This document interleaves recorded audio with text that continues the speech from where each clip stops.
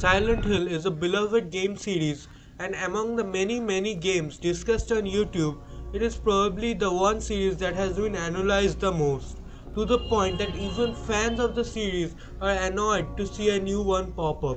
And that is one of the reasons this is not one of those. This is a review from someone who played the game just this year. Before I start, a few things. 1. I am playing it with an emulator and a copy not paid for, cause Konami has done their absolute best to make sure that I can play this game. Second, I am playing this at an upscale resolution and have more or less tried to keep a vanilla look. I would link a video in the description that can describe my emulation process.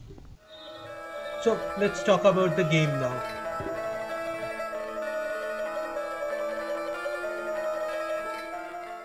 You play as Harry Mason. You and your daughter Cheryl are going to Silent Hill on vacation. On the way, this happens. And your goal throughout this game is to find your daughter. Let's talk about the visuals first. I have a lot of good things to say about that. The visuals are dated, there is no two ways about it, but there's a large amount of attention to detail in terms of textures, the color palette and the lighting. The textures, due to how the game was made, seem to warp and shift around you, and that adds a layer of creepiness to the game. The game has pretty great art design. What is this? What's going on here? Then it is accompanied by really great environmental design as well. The levels in the other world, which I will come back to later, also have a lot more going for them with a rusted bloodstained look, but also different materials altogether. Everyone has talked about the amazing use of fog to limit the view, which helps the game both technically and in terms of the atmosphere. But you also spend a lot of time indoors, and somehow the game retains its foggy, unclear look there as well. But the game shines the most when you shine your flashlight on the numerous dark hallways. It makes where you shine your light much brighter, but everything else very dark. There is a sharp contrast, and your limited view leads to some tense situations. Speaking of limited view, it's about time we talk about the fixed camera angles in this game. These were no doubt a product of its time and sometimes feel dated, but there was a lot of times they were used in really cool ways. These are not used that often, and I feel that it's for the better. Most of the time, it just feels like a thing. It got in my way while shooting sometimes and feels awkward the first hour or so, but I got used to it.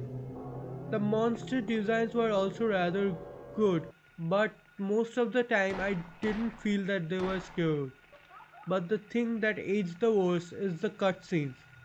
They look stiff and awkward, with weird pauses between the sentence delivery and overall jank looking animations.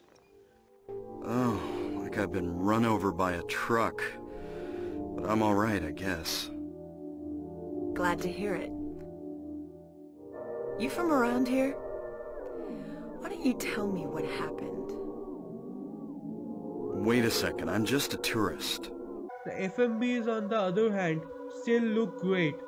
They are well directed and have an uncanny feel to them that feels like it was intentional, but there is no voice dialogue in those. Silent Hill has some of the best use of music I have heard. The soundtrack can be extremely harsh, uncomfortable and loud.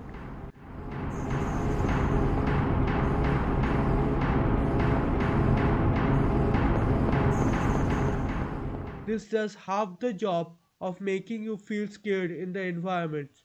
There are distorted tracks that sometimes make me feel like my headphone was messing up, but it also has some sadder tracks with more mellow sounds. There are so many areas where it just works. Overall, it has some really well done music, and the good thing about that is I can use that as a background tracks in my review. The sound design is also generally really well done in this game.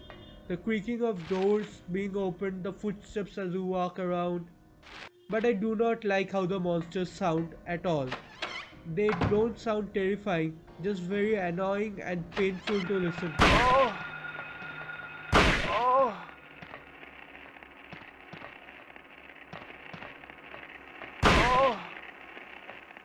I thought I would have much more to say about the controls, but it was rather easy to get used to them.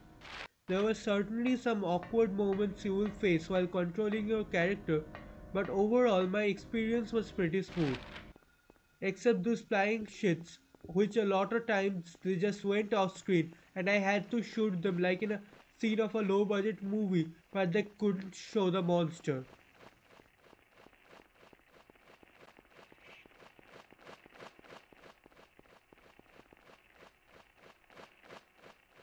Let's talk about the gameplay now.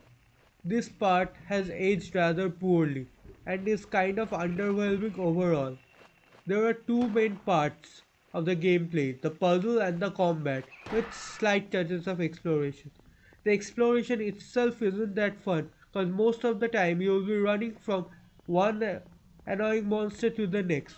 But I will say that the exploration can lead you to somewhere you need to go to progress the story, but mostly you will just find some spare ammo or a health drink.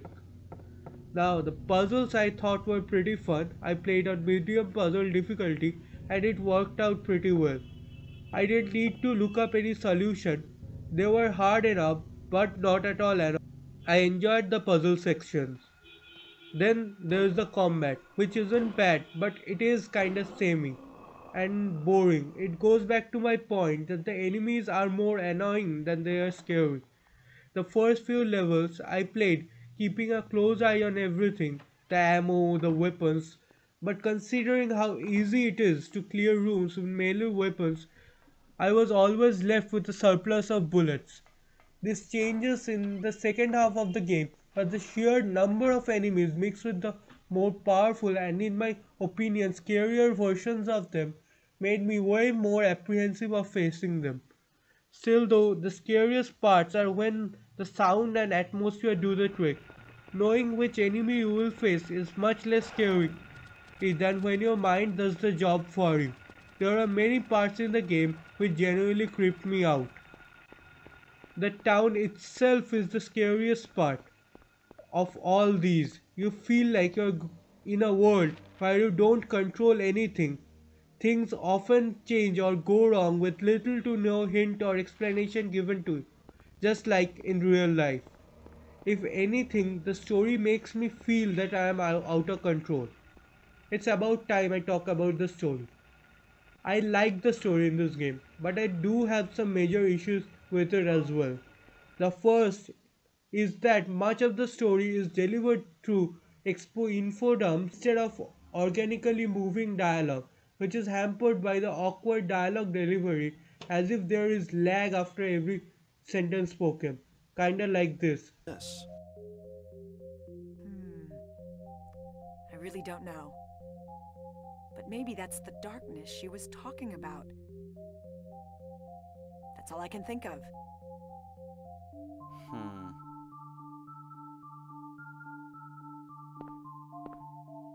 What's this? Just discovered it.